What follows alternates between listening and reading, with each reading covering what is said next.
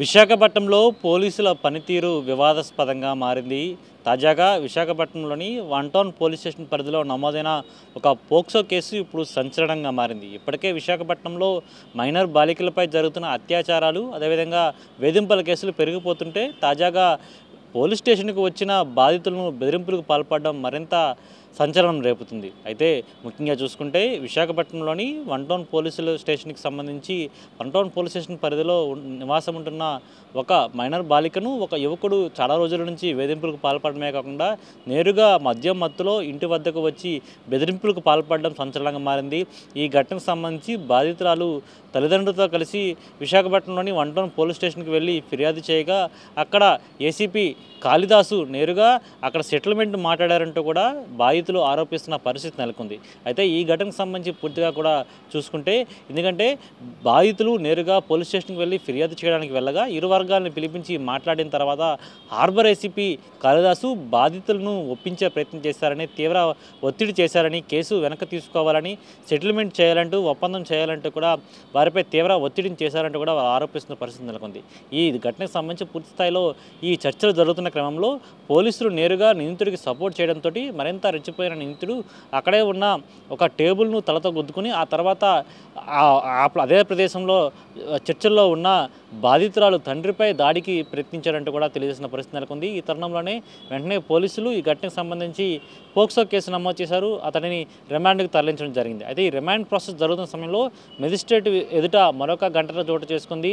ఎందుకంటే ఈ పూర్తిగా కూడా ఈ ఘటనకు సంబంధించి ఈ కేసులో నిందితుడిగా ఉన్న రామకృష్ణ అనే యువకుడు మెజిస్ట్రేట్ ఎదుట ఉన్న సమయంలో రిమాండ్ జరుగుతున్న ప్రక్రియ జరుగుతున్న సమయంలో తనని పోలీసులు తీవ్రంగా గాయపరిచారని, తనపై థర్డ్ డిగ్రీ ప్రయోగించారంటూ కూడా మెజిస్ట్రేట్ ఎదుట అతను స్టేట్మెంట్ ఇవ్వడం జరిగింది. అయితే నిందితుడు చెప్పిన స్టేట్మెంట్ అతను ప్రైవేట్ పార్ట్స్ భాగంలో వేడివేడి మైనపు ముద్దలను వేశారని, కొవ్వొత్తుతో కాల్చారంటే కూడా అతను స్టేట్మెంట్ ఇవ్వడం జరిగింది. ఈ ఘటనకు సంబంధించి మెజిస్ట్రేట్ సీరియస్ అవడమే కాకుండా వెంటనే ఈ ఘటనలో పూర్తి స్థాయిలో కూడా దర్యాప్తు చేయాలని ఆదేశించారు. అయితే పూర్తిగా ఈ ఘటనకు సంబంధించి అనేక ఆరోపణలు వినిపిస్తున్నాయి. ఏకంగా హార్బర్ ఏసీపీ కాళిదాసు ఈ కేసులో సాధారణంగా పోక్సో కేసులు అనేది చాలా సంచలనం, చాలా సెన్సిటివ్ విషయాలు, ఖచ్చితంగా ఫిర్యాదు వచ్చిన తర్వాత కేసు నమోదు చేయాలి, దర్యాప్తు చేయాల్సి ఉంటుంది. కానీ ఈ విధంగా పోలీస్ స్టేషన్లో కూర్చోబెట్టి సెటిల్మెంట్ చేయడం, బాధితుల్ని ఒప్పించే ప్రయత్నం చేయడం, వారిపై పూర్తిగా ఒత్తిడి తీసుకురావడం ఒక ఎత్తు అయితే, పూర్తిగా హార్బర్ ఏసీపీ కాళిదాస్ ఎవరైతే ఉన్నారో ఆ వ్యక్తి నేరుగా సెటిల్మెంట్కి ప్రోత్సహించడం పట్ల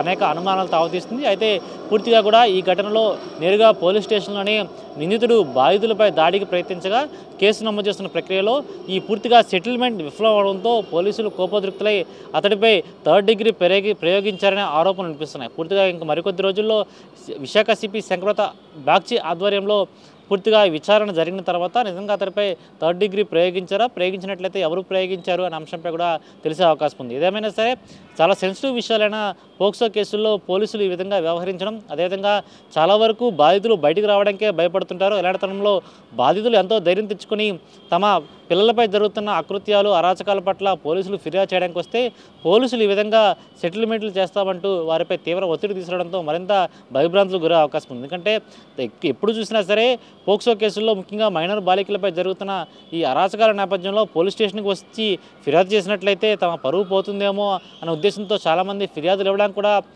జంకుతున్న పరిస్థితి, ఒకవైపు అడుగు వెనకే పడుతున్న పరిస్థితి. ఇలాంటి తరుణంలో ఈ మధ్యకాలంలో ఒక్కొక్కరుగా బయటకు వచ్చి ఫిర్యాదు చేసినప్పటికీ కూడా ఆ ఫిర్యాదులు కూడా సరిగ్గా స్వీకరించకుండా ఈ విధంగా నిందితులకు వత్తాసు పలకడం అనేది సంచలనంగా మారుతుంది. ఈ తరుణంలో పూర్తిగా ఈ ఘటన విశాఖపట్నంలో సంచలనం రేపుతున్న పరిస్థితి. అయితే పూర్తిగా పై అధికారులు ఎవరైతే ఉన్నతాధికారులు ఉన్నారో ఉన్నతాధికారులు ఈ ఘటనపై పూర్తిస్థాయి దర్యాప్తు చేయాలని, దర్యాప్తు చేసి ఖచ్చితంగా కఠిన శిక్షలు విధించాలి. ఒకవైపు ఈ విధంగా మైనర్ బాలికలపై అరాచకాలకు పాల్పడుతున్న వారు, వేధింపులకు పాల్పడుతున్నారు, వారికి కఠిన శిక్షలు విధించాలని, మరోవైపు పోలీస్ డిపార్ట్మెంట్లో ఉన్నత స్థాయిలో ఉండి వారు కూడా ఒక డిఎస్పీ స్థాయి అధికారి అయి ఉండి ఈ విధంగా సెటిల్మెంట్లకు పిలవడం, అదేవిధంగా పోలీస్ స్టేషన్లో తమకు రక్షణ కల్పించండి, అతడి వల్ల నిందితుడి వల్ల ప్రాణహాని ఉందని వారు వాపోతుంటే వారిని పూర్తిగా ఒత్తిడి తీసుకుని వచ్చి ఒత్తిడికి గురి చేసి దాని స్టేట్మెంట్ని మార్చి రాయాలని, అదేవిధంగా ఫిర్యాదును వెనక్కి తీసుకోవాలి, సెటిల్మెంట్కి రావాలంటూ చెప్పడం పట్ల పూర్తి స్థాయిలో విశాఖ వాసులు కూడా ఆగ్రహం వ్యక్తం చేసిన పరిస్థితి కనిపిస్తుంది.